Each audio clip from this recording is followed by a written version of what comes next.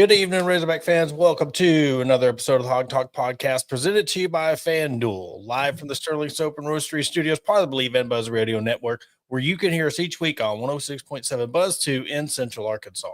All our shows are coming to you by Arkansas Brewing Company in downtown Ozark. I am Porter Hayes. Alongside me, as always, is Adam Hall.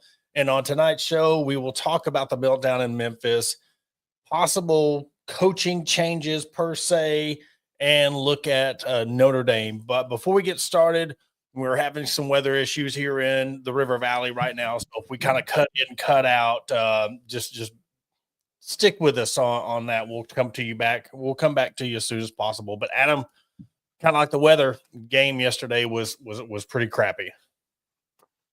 Oh, you start off hot. You start off on the right foot, that opening drive, which is what we've said they needed to do.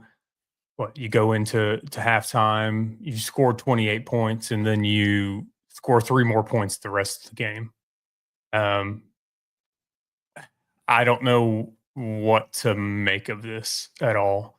I mean, it's one of those that, we talk about the defense in this game in particular. We can talk about the offense in the second half.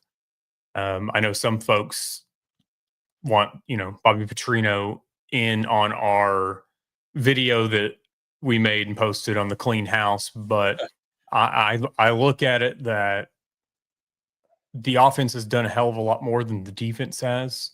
The offense has, been in the top 5, top 10 in multiple categories. The defense has been below par since Travis Williams got here. Uh-huh. And this has been a common theme, like we talked about in the last show. You had to look at Dan Enos when it was time to go, which he should have never been here to begin with. Let's be clear on that. When Kendall Briles flirting around, it was time for him to go. When Barry Odom, it's time for him to go.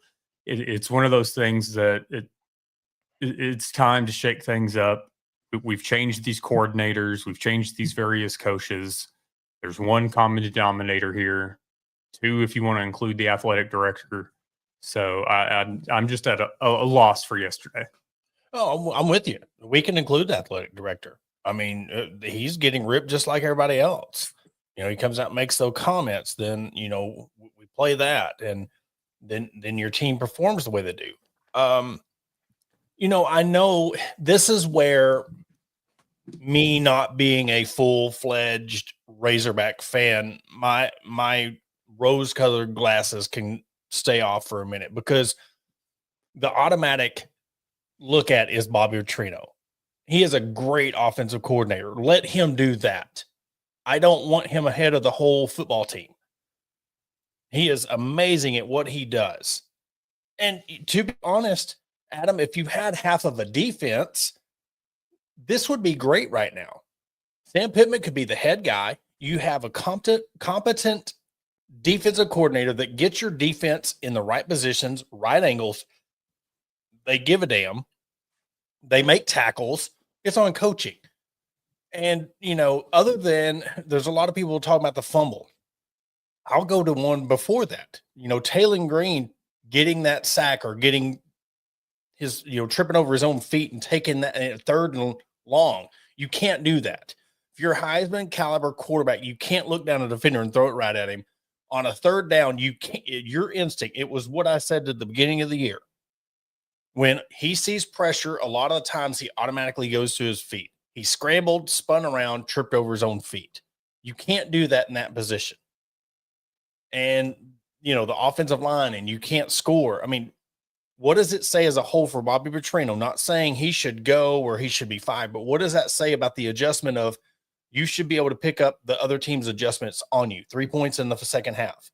If you're that high potent of an offense, you should be able to keep it going. I don't know who's to blame for that. But Bobby, I don't want him in control of the whole team. He's an offensive coordinator. That does not transition to, you don't want him running the offense, and now he's got to worry about the whole team, defense, head coaching, and all that.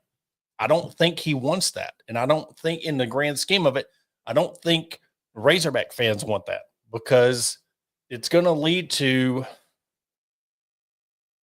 who's going to be overseeing him. And if he just wants to be the offensive coordinator and call the offense, now he's got all these other duties on his plate. And your one lone shining spot of this team will be watered down because he's got more responsibilities now. It's one of those that if they're going to make a change and say that it was Bobby that took over as interim coach, hell, I mean, let's just shuffle all the things up and make a phone call out to North Carolina and bring back Garrick McGee because he's the wide receivers coach over there to let him run the offense. Yeah. I mean, let's just get back the whole gang. I don't, it's one of those that we knew coming into this. It had been said that Petrino did not want to be a head coach. And so even still with like the talk of the hot seat and this and that, and it's like, okay, so say you had to let go of Pittman mid-season, everybody was on board with it being Travis Williams taking the interim spot. Yeah. But now it's to the point where can you do that? I don't think you can because I think he's in this boat. But sadly, and I say sadly, it's one of those things, though, that if you're Sam Pittman, if you're Hunter Yurachek or whatever, are you going to try to move on from Travis Williams and then go for another game or two and then make a decision on Sam Pittman? Or do you just go ahead and bite the bullet? I mean, you can't get rid of both, I wouldn't think, unless, we do have, Wilson. He was brought in as the co-defensive coordinator originally, and I don't think that's ever truly been a thing. Mm-hmm. I felt like it was title only because, we were going to have these co-DCs, but now it's just, put as Travis Williams. I don't know what the move is. Because I've always been against the mid-season firings of a head coach, but at this point, I mean, I feel like we're staring down the barrel of 2-10. Yeah. Where I get stuck is I said you don't want him controlling the whole team, but like this is an interim thing where, all right, Bobby, look, just ride the ship out this year. We just want you to fill in until we can get somebody in, and he agrees to that. It can't get any worse. It really can't. I mean, let's look at the remaining games. Then that I see, because you really got to get ahead of, do you want Bobby running your whole team, or do you want to try to get an early start on what's going to happen in Napier? What other college teams are going to need head coaches next year? This is why I kind of advocated for last year. Do we really want to get in that boat of now see what we got, and now look what we're dealing with? We had so many sunshine pumpers, that select media that we talk about, 9 wins, 8 wins. Then how quickly some of these people jump off that fence, how quickly now they're turning on it and writing articles about this is unacceptable. When you were one of the ones that, this is going to be the best offense ever. I got them going 8 wins. We had them 5-7. Now, I mean, that might be too much. We don't know. But when you're looking at the coaching search, here, just my honest opinion, Gruden, no. He is going to come rob you just like everybody else. He is not a good college football coach. He's a 500 coach. You need somebody to come in and wants to take the reins of this thing and build a program. Mm-hmm. Dabo, another name that's just floating around. Goodness gracious, no, I'm done with him at Clemson. I got asked about that last night.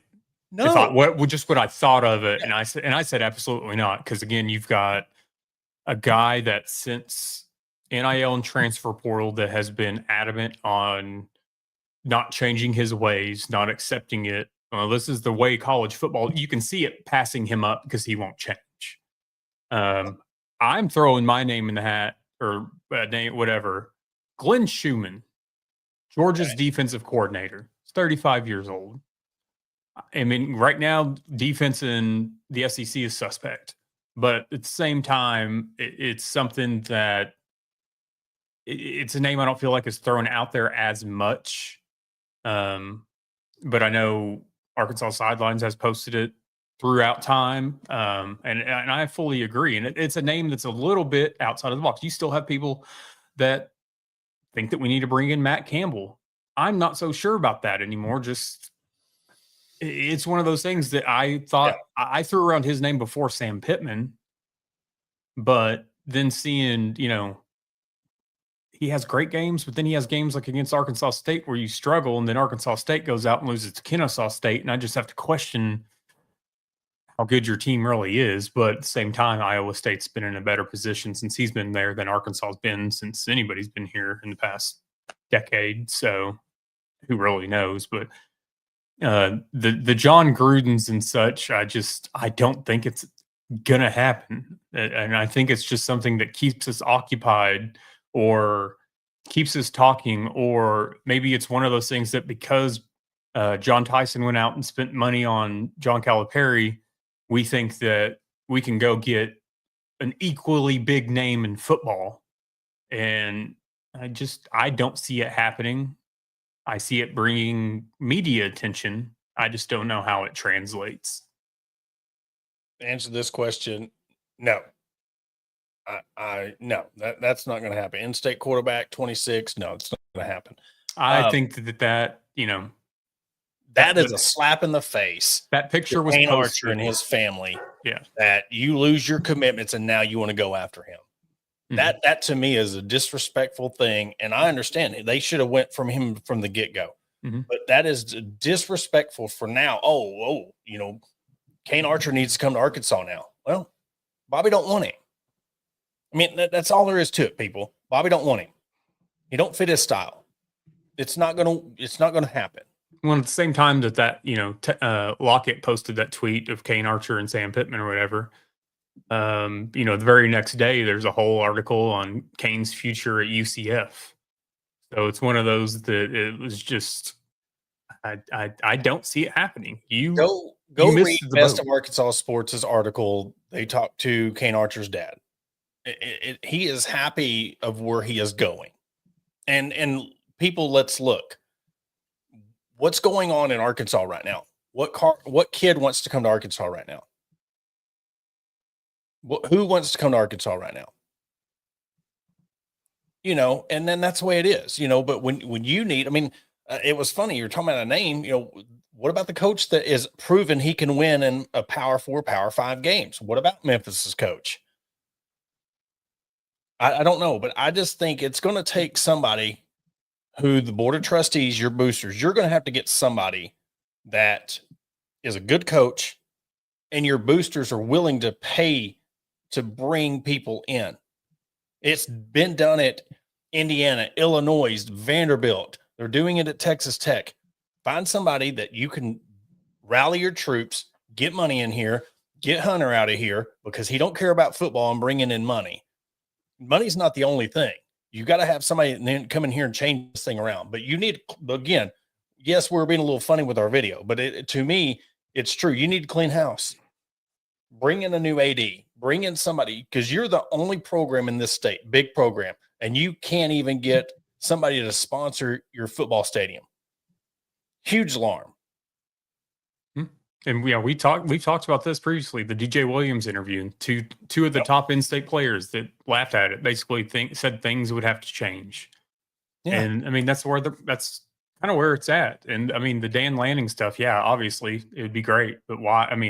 I've got buddies that are betting on Oregon to win the national championship. So it's one of those that in the day and age with the college football playoff and the expansion of it and whatnot, you don't have to come to the SEC anymore. So it's not as big of a deal. It's not, you can't throw that around anymore of, hey, the only way to get to the national championship is through the SEC. It's not like that anymore.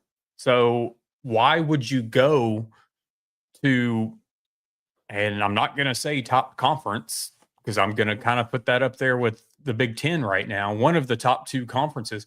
Why would you go there if you didn't have to get to the college football playoff?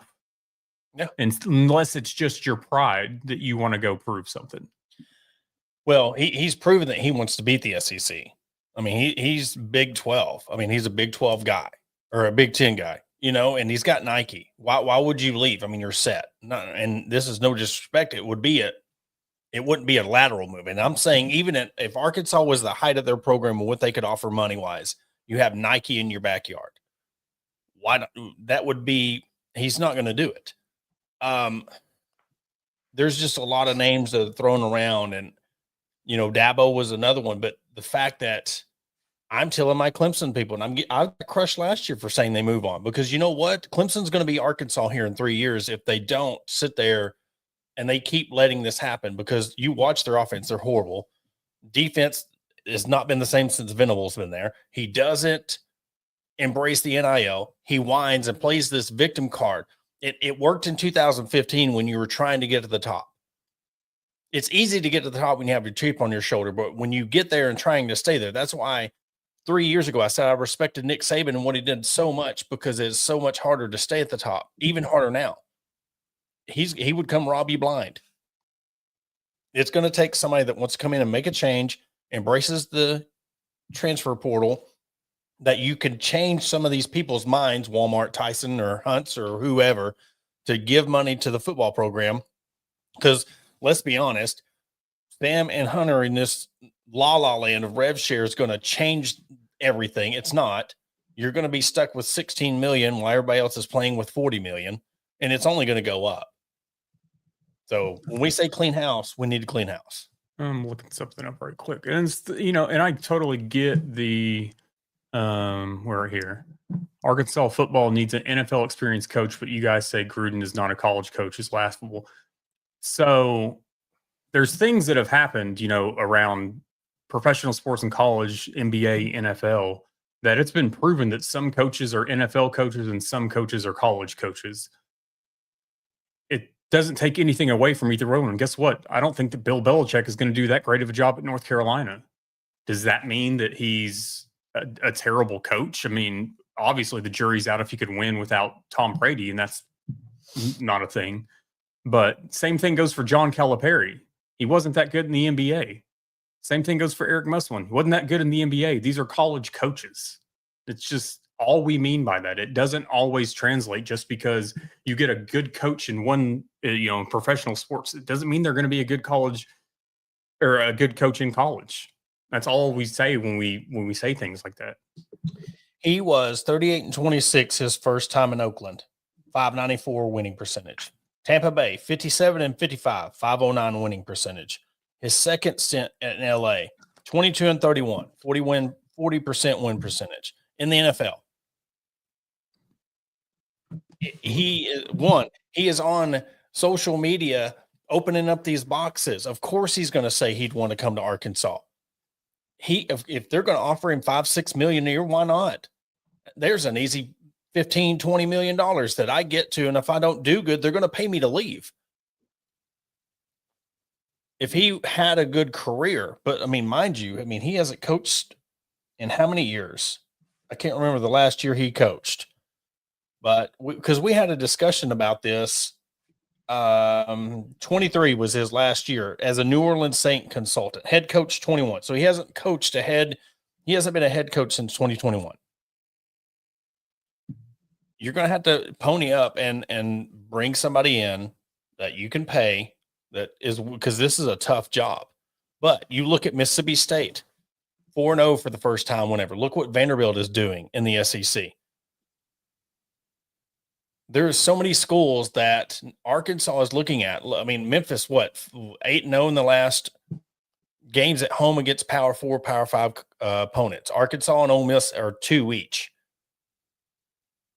I mean, if he can do it at Memphis with the type of players you can get at Memphis, stuck smack dab in the middle of Tennessee, Ole Miss, Arkansas, Missouri, Mississippi State, Kentucky, all those schools on that same recruiting. And look what he's doing with those players. I'm just tired of Arkansas getting beat by backup quarterbacks. And we ain't even broke down the game yet. We ain't even talked about the game. I was going to watch the game, but I was on my way back from Tulsa and converting that 3rd and 8 backup quarterback. I'm just like, they had a almost 400-pound defensive lineman and drug him easily.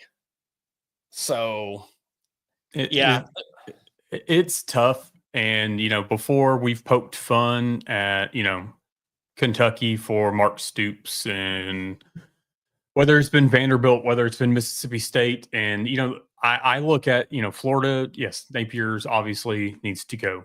Mark Stoops needs to go. Sam Pittman needs to go. It's one of those things that you are now in the bottom 3, I feel like. And I think Arkansas is currently, I don't know, 11th or 12th in the SEC, but it's one of those that we're 6 years in. So, and we're all going to be having like our discussions of who we think, who should, who shouldn't, whatever. And, when that time comes, I'm not going to say if, I'm going to say when that time comes, that's plenty of content to be put out with flight tracking. And, flight tracking already started last night on plane going to Little Rock. So who knows what's going to happen with it. It's one of those things, though, that like you brought up earlier, if you're going to do it, I feel like you need to do it before teams like Florida and other teams start doing it. You've already had who are the schools last? UCLA and Virginia Tech move up there. As you start getting more coaches drop off, you're going to be put in a worse position to find your next coach, unless you're truly going to throw $10 million at somebody. I just don't think that that's going to happen. $8 to $9 million, maybe. I don't think you're going to go the $10 million range, but you're going to put yourself behind unless you're just willing to write that check. Yeah. It's one of those things. I would find somebody you could pay 6, 7 to. Okay. Because you're going to have to, unless Bobby Petrino decides to stay on as the interim head coach, OC, you're more than likely going to have to get another defensive coordinator. You're going to have to get a good quality defensive coordinator. And if it's if it's a package deal where I'll get this head coach, but I've got this choice at defensive coordinator, you're going to need a lot. But we know now, look at the SEC, all it takes is 2 years now to turn your team around, really. Turn it around and then build off that. And look, you have Vanderbilt. Mississippi State's 4-0. Now, win the jackpot, win the raffle, and then donate that to whatever cause.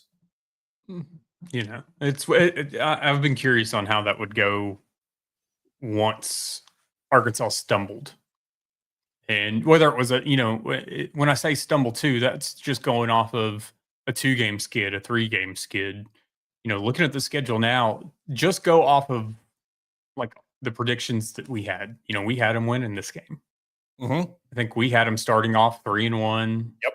And then 3-2, but the way you're looking now, I don't know that you can beat Mississippi State. Depends on what team shows up for Auburn, if you're going to beat Auburn. Yeah. But I just look at it now that, are we about to look at a 10-game losing streak? And I hope not. I don't want that. But I'm trying to find wins now that we're in the place that we're in. If Arkansas, and this is another thing that we have to look at, this new rule, I don't know if it's new, but this is the first time I'm hearing about it, is if a coach is fired, the players have 30 days to enter the portal. Correct, because Nico can leave UCLA because that's been talked about. So you got your 4th game coming up. Mm-hmm. And what happens? Do they let him? And we'll talk about this in segment 2. Let's just throw out a hypothetical. We'll give you time to think about this hypothetical, because I'm hearing things about the Notre Dame defense. If Arkansas pulls off this upset and beats Notre Dame next week, how does that change things? Does that change for you as a fan? Where does that change things moving forward? We know the marriage has got to come to an end, but we're looking at you fire Sam Pittman now, all these players can enter the portal. What does that do for you the rest of the way? Do you wait till after the Notre Dame game? What if Notre Dame just comes in and just embarrasses Arkansas? You have a bye week to now get things in place. There's already talks about it. There has to be. So you let this week ride out. See if there's a chance that we can pull something together with this Notre Dame game. You already have the plan in place. If it goes they win, then let's talk about just riding out the season. and making a change at the end of the year. I think but if you lose, then we got to make a change now. You got a bye week to get Bobby Petrino in his position or whoever you want to move up. But then you got to start making changes for, all right, now we're going to start going to the board to look for a new AD, head coach, if that happens. But I think that's the timeline. You have to think about, because there are a lot of people who aren't realizing about this rule. They're wanting him fired right now, but you still got to be strategic on it of, if you do it now or next week, it makes no difference to the fans, but it makes a huge difference on now you have people leaving and entering the portal because they haven't played 4 games yet. If Arkansas was to beat Notre Dame, that would be the most Arkansas thing ever. Yeah. And, like we put out, hog's gonna hog. Yep. It's one of those things that I don't see that happening, especially, I don't know. I'm just not going to have wishful thinking. But at the same time, it would be an Arkansas thing to do to beat Notre Dame and then to lose their next game. Tennessee all over again. Yeah. And honestly, too, that's a game, I didn't have high hopes about this game anyway. I didn't have the highest hopes about Arkansas going to Knoxville, but Tennessee is dangerous. And I feel like Tennessee is going to hang 60 easily on Arkansas when we go to Knoxville. Yeah. So who knows what's going to happen? This isn't, that's what thing. Like, I was like, all right, this, from what I was seeing out of Memphis, nothing impressed me. I was proven dead wrong. I thought Arkansas was going to just go all over. I mean, and they had the things going. There was a lot of glimpses in this game. That's another thing with Bobby Petrino, or what happens to this offense? Why are they pulling back? A lot of things were working, and it's almost like you're a one-track mind if somebody adjusts on you. And then you have Sam. Well, they did some nice blitzes. You should have known that was coming. Just like the questions about you being 7-19 in one possession games. You should have seen that coming. He doesn't know, though. So, but, well, it's just frustrating because you see the people who are fans. And I know we've talked about this a couple times on here of, like, me and you talk about the game. We talk, but then I have to pull myself back, be like, Adam, how are you feeling as a fan? There's times where I have to check in on you, and that's crazy, but you see John Neighbors, you see Mike Irwin, you see former players, everybody's coming out of the woodwork saying they need to make a change. And that stings because you're not even to your first bye week. You're not even a quarter way through the season. So now what does that leave the rest of, the players? You see the dejection on their face, and the defense, they don't care. Something's going on that defense. Something's going on the inside. I understand people are saying Sori was hurt, but Dix was just atrocious on his give a damn. He was another one was getting drug around. So I don't know what's going on, but unless they're jealous because the offense is getting all this glory or whatever, I don't know. But that whole side of the ball needs to completely change by next week and then heading into the bye week, or it's going to get nasty. Yeah, you could be looking at a 2-win season. But Sam Pittman loves Dix, so yes. Is what it is. Yeah. So what we're going to do, we're going to take a quick commercial break, hear a word from our sponsors. Then we'll break into the what-ifs, hypotheticals of this Notre Dame game. We'll talk about some other games going around, and for those keeping track. Yeah, I was very surprised to be at this. Via FanDuel, Arkansas is only a 6.5-point underdog coming into this game. So head over to FanDuel. You want to jump on that, get in on the bets. We'll talk to you after the break. Searching for premium brewery products that will take your daily routine to the next level? Look no further than Sterling Soap Company. Our handmade soaps, aftershaves, and balms are made with only the finest ingredients that give you the ultimate grooming experience. With a variety of scents to choose from, there's something for everyone. Plus, our products are crafted in small batches to ensure the highest level of quality. So why wait? Visit www.sterlingsoap.com or visit our retail store at 16 West Walnut Street in Paris, Arkansas. Shop our collection and discover the difference for yourself. Upgrade your grooming routine with Sterling Soap Company. Are you looking for a place to grab a cold drink and some delicious food? Look no further than Arkansas Brewing Company. Located at 201 South First Street in beautiful downtown Ozark, our establishment offers a wide selection of craft beers and tasty eats. But what sets us apart is our welcoming atmosphere and friendly staff. At Arkansas Brewing Company, you'll always feel like part of the family. So visit Destiny and Christopher Brockett and staff today and see for yourself what makes us the go-to spot for locals and visitors alike. Arkansas Brewing Company, come for the drinks and stay for the friends. Attention DIYers and home improvement enthusiasts. Are you searching for the right tools and supplies to tackle your next project? Look no further than Mentor's Hardware Store. With locations in Ozark, Alma, and Clarksville, our vast selection of hardware and building materials is sure to have everything you need. Whether you're fixing a leaky faucet or building a new deck, plus our knowledgeable staff is always on hand to offer expert advice and guidance. And with our competitive prices and convenient online ordering, Mentor's Hardware Store is your one-stop shop for all your DIY needs. Visit us today and let's build something amazing together. Are you looking to take your career to the next level? Look no further than ATU Ozark Campus. As a 2-year satellite campus of Arkansas Tech University, we're dedicated to a quality workforce education, industry partnerships for in-demand jobs, and tailored paths for success. Our programs are led by industry professionals. Whether it's a certificate or you're aiming for a graduate degree, ATU Ozark has you covered. Visit our website at www.atu.edu/Ozark or contact us at 479-667-2117. Your future begins here. Welcome to Ozark Area Chamber of Commerce, where our mission is simple: encourage, promote, and aid an enduring environment of shared economic opportunity and civic development for the Ozark, Arkansas area. Whether you're a local business owner or a resident, we've got something for you. Shop our unique local businesses, explore the beauty of Ozark, and savor local flavors and find cozy accommodations. Join us in building a stronger community, and to learn more, contact us at 479-667-2525. Remember, together we thrive.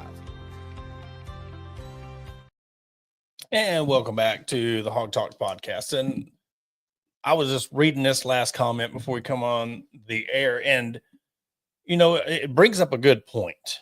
At what point, Adam, you as a fan, the fan base as a whole, how long does this keep going on if there's not made a change made? Do we go back to those Chad Morris days where there were tickets stuck to the post outside the stadium? And I think it was funny. Pinto made a tweet that said somebody broke into his car and he had 2 tickets to the Notre Dame game and now he has 4.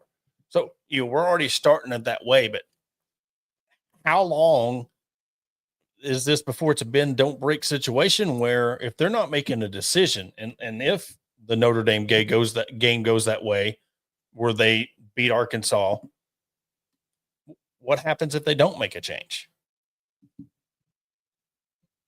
I think if they don't make a change, I mean, it's just going to be one of those things that you're, I think, going to put yourself further behind than where you were when Chad Morris was here. And it's one of those that you've now fully, I mean, we already know that the whole mediocrity bit has been accepted when it comes to this football program. But you've now, I mean, I feel like almost alienated a vast majority of your fans. Cause you know what? It's one of those, like we've talked about with the baseball fans. Now, the Arkansas baseball fans, they are a different animal in themselves. But, you know, there's a lot of folks that they only like football. There's some folks that they only like basketball, but they watch, you know, so I think it's one of those that if you just fully give up on your football program, I think it's one of those things that it's going to be more difficult for you to come out of it in other sports when changes happen. Because it's one of those things that, you know, Dave Van Horn's going to retire at some point. John Calipari's going to retire at some point. So if you've got this dumpster fire of a football program, like I feel like you're damaging other sports by just accepting that, hey, you know what? We're just going to be trash in our main sport, which, oh yeah, by the way, you know, some of y'all's revenue sharing comes from their money, but we're just going to make sure that they don't get anything. It's a bad look. And it's one of those things that I think before that happened, before it got to that point, I feel like you'd have the board that would step in and have Hunter Yurchek relieved of his duties. I truly think that you would have them step in and have your Hunter Yurchek out before it got to that. Yeah. And we'll see, we'll see how this press conference goes. We'll see how the Monday morning show I can't wait for their spin on this to try to squeeze out whatever positivity is left of this. And we were asked, what do you think? I mean, I think their spin's going to be like, hey, we're 2 plays away from being 4-0. That's the type of spin they're going to put on it. But it's at the point now where they don't want to hear about it. They want to see change.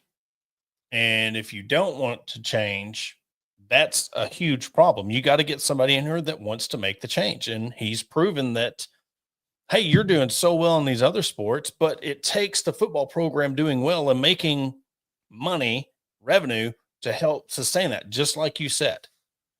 And the longer like Mark Irwin said, if there's that 4th lane where, he's already got a job panned out, it's going to come to the situation. I made this yesterday. I really was like feeling like, sad at the moment of he's probably going to take another job.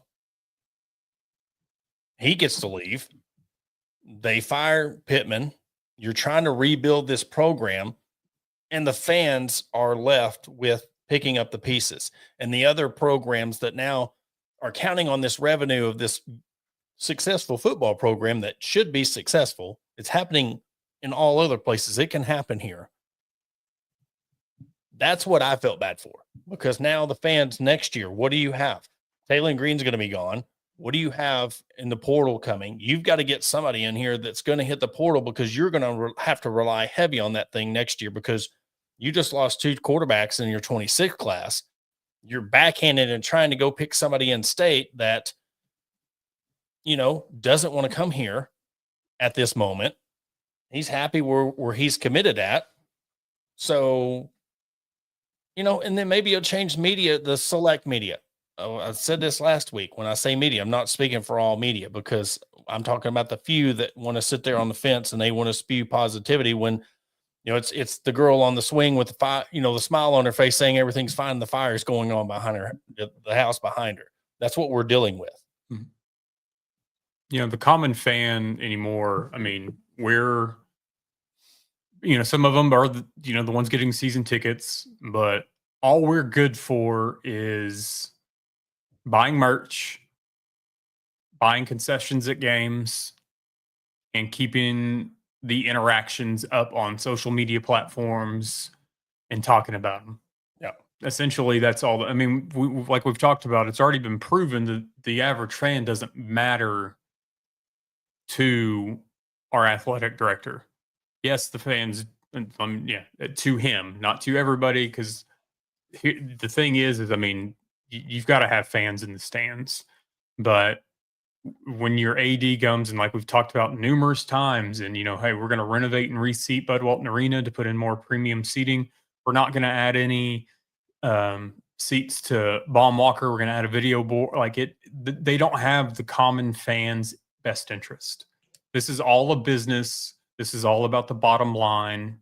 But like we've talked about before too, guess how you get more revenue? You make sure that your top revenue sport is better. Mm-hmm. That's how you get more revenue. Stop doing it by adding seats or adding suites. Put a better damn product on the field, and then you'll get more revenue from it. Yep. Yeah. You're bringing in players that you're paying them X amount of dollars, and you're seeing this effort. That comes from leadership. I'm not saying these players are not good players, but they're not showing it on the field. You have an all-conference player that's still struggling to find his groove. He's out of shape. I mean, whatever you want to call it. There should be no reason a 390-pound lineman should get drugged by a backup quarterback. You look at the game, and Sutton, I was like, man, he likes to run up the middle. The D-line's going to hold him. I thought he had Cole Kelly out there again. I mean, that's how big that dude looked. Just drag a near 400-pound defensive lineman 8 yards. Mm-hmm. It's crazy. Yeah. And it's easy to point your finger at the fumbles. I mean, that's where we've said, or I've said multiple times, you're basically pretty much your offense has to be perfect to win every game. And it's proven yesterday in a game against Memphis, you had to play a perfect game to win that game. But where it falls on the coaching is they didn't adjust. What they said, Mike Washington had like one carry in the fourth quarter or something like that, or you weren't going with your same game plan and you couldn't punch it in from the 1 yard line or 2 yard line there at the end. Yeah, come up with a fumble, but the big with the 12 men and they called a timeout. And then how do you come out of the timeout and have 12 men in the huddle? It's things like that. And then you hear from the people above, well, I don't know. If you're checked out, just tell us you're checked out and let's bring in somebody else who knows what's going on. Or they're not, because in a certain way, Sam Pittman's got to get tired of this. Where's his head at? How much is he truly in this anymore? He loves the state, all that. I mean, but I'm just talking about from a human, mental state. How much of this can he take and where is he at? And this is no dig on him. I'm just saying, as a fan, where are y'all at? You want Arkansas to do so well, but everybody's fed up.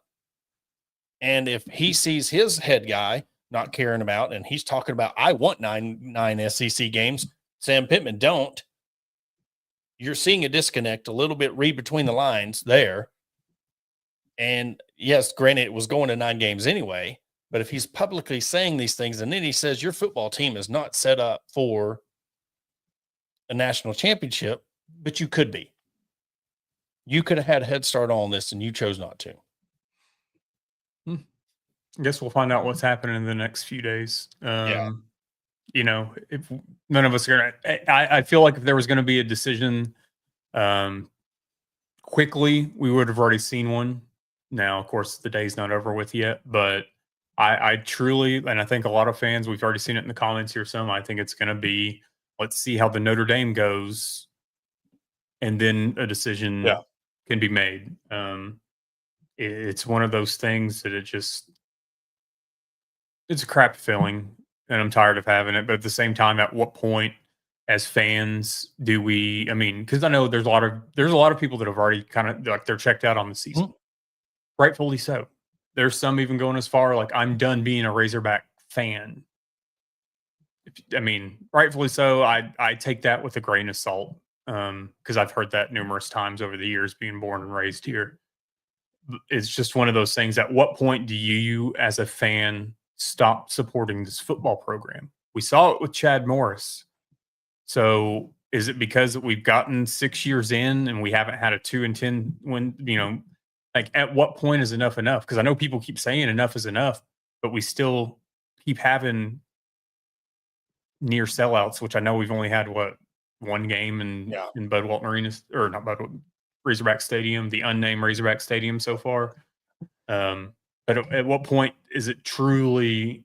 Are they truly going to lose fans? Yeah, and this right here, still believe NIL's ruined college football. I disagree because you have more teams now. Because you think you're wanting to go to a 16-team college football playoff, and now with NIL, you're going to have who's the clear-cut favorite to win the national championship this year.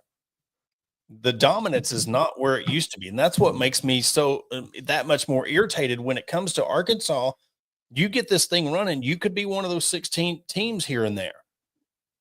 But you see what's going on with other teams around the country, Indiana, SMU. Who's going to make the college football playoff this year that would have never had it? Throw Arizona State in there, Look at the teams that are making it that in a 4-team playoff wouldn't have ever stood a chance. And then when they get there, they're still being competitive. I believe Arizona State got hosed in their first game. It's coming to a point to where you're getting players to go to these other schools because you can make money any school now. You're not going to have these guys sit on the sidelines at said school because that's the only place that you're going to go to make money under the table or McDonald's bags. This is a new age. And let me ask y'all this. are y'all saying that about your basketball program? Because you don't think NIL hasn't got Cal here and got all these 5-stars here. I understand how you feel because the state of your football program, but now you got to go to your basketball program. Are you saying the same thing there? Did NIL hurt college basketball? It made it better. That first weekend of college basketball was amazing. Yeah, it didn't work out for Arkansas, but when you see the grand scheme of everything that's going on, you got a lot of good quality games in the first round. And I think you're going to start doing that in college football. Once more players, now you're starting to see the full advantage of the NIL transfer portal. People can go build programs at other schools because they got boosters that want to help out their team. I think we're salty about it because in football, we've been awful at it. Yeah. That's all it is. I mean, we can say this right here, and this is an argument, not an argument, conversation that Brian and I have in our group chats quite often. And, it's one of those, if Arkansas was good or better or whatever at college football, there would be less complaints about it. I get it that this is not the college football that any of us grew up on, that any of our parents grew up on, whatever, but it's been made more into a business. Mm-hmm. And it's one of those things that ultimately I feel like it just all boils down to, yes, greediness. But for so long, you had the schools and the NCAA making all this money off all these players. And the players were just told for so long, your education should be enough. But you can't go get another job while you're here on this scholarship. And some of those players were hurting because guess what? I mean, they needed things outside of what they got in their stipends from schools. But you can't go get a job. Yeah. But you're going to have to, so I get both sides of it. This all goes back to with NIL and transfer portal and all this stuff is you let it become the Wild West immediately because you set no rules in place. And now you can't rein it in. Yep. Because now every time you try to put a rule in place, somebody files a lawsuit, you grant a blanket waiver, and then it gets thrown out the door because you let this happen from the get-go. Yeah, exactly. You can always add on, but it's hard to take away. And I think that's the biggest thing. I mean, NIL as a whole, I think it's done more good than bad, but the bad is bad. But you can't tell me that the quality of some of these games aren't better. I mean, you look at Indiana, Illinois now. I mean, that ended up being a blowout. But let's look at the quality of both of those teams. Who would have watched that at 11 o'clock on a Saturday morning 4 years ago or 5 years ago or 7 years ago? Now they're watching it. I mean, look at let's just throw a Vanderbilt Kentucky game or a Vanderbilt South. Yeah, right there. Perfect example. Vanderbilt South Carolina game. Who was watching that 5 years ago? Now people are.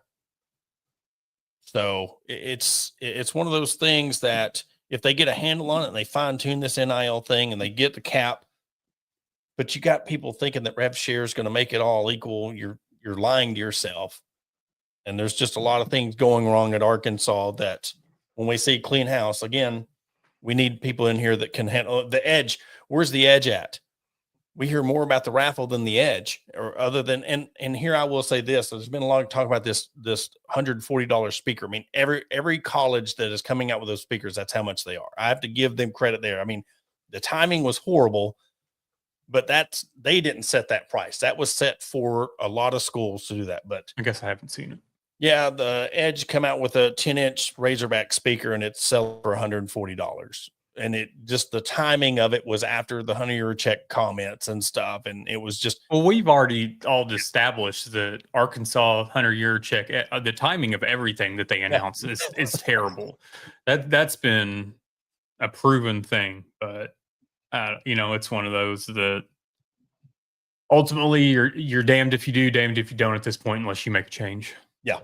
And that has to be done. And, we're doing it at a time where at least a lot more people are on our side with this, opposed to the last time we had the same discussion, and lost. So, lost a lot of things. Thank you, Otis. But, we'll see what happens in the coming weeks. And again, don't be shocked. Please, Razorback fans, don't fire up the pitchforks yet if they don't make a call this week, because there's a lot that to think about. Yes, whether it happens now or end of the year, whatever, they know what they're doing. But if it comes now, there's a lot of things with players being able to leave portal, leave the program, and then who is going to replace him.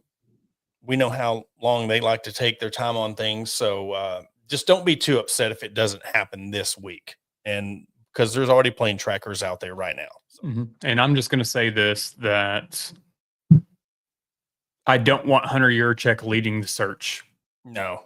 So take that for what it's worth. I do not want him to have a say, have a hand in the coaching search. Yep. So I don't think he gets to put that on his resume. Just like I don't know, when I said it last week about him, Arkansas doing well, so he can just up and leave saying that he got to do this. He hasn't done hardly anything. He can't even fundraise for his own university right now. That's the only one in the state. So, he had his chance. He had his flashes. He loves to boast when he thinks he's doing something right. But now it's going to be the time where Eric Musselman needs to be driving the bus and looking at Hunter Yurchek saying, hey, you're still here. That's what needs to happen. Adam, I think you can make that happen, couldn't you? Yeah. Okay. Yeah. So, but Adam, you got anything else before we wrap it up? Nope. Come back at 8:05 for Hog HQ Live. There'll be more 8:05. pettiness in store. Yes. A lot more. We'll switch it up. We like to have the two different aspects of this show. But again, thank you for everybody tuning in to the Hog Talk podcast, presented to you by FanDuel. I want to thank everybody for tuning in, commenting. We love it. Do not forget to go follow, subscribe to all of our channels. It goes a long ways to help us out. And come back in an hour. Adam and boys are going to do it again, and we will catch you on Thursday.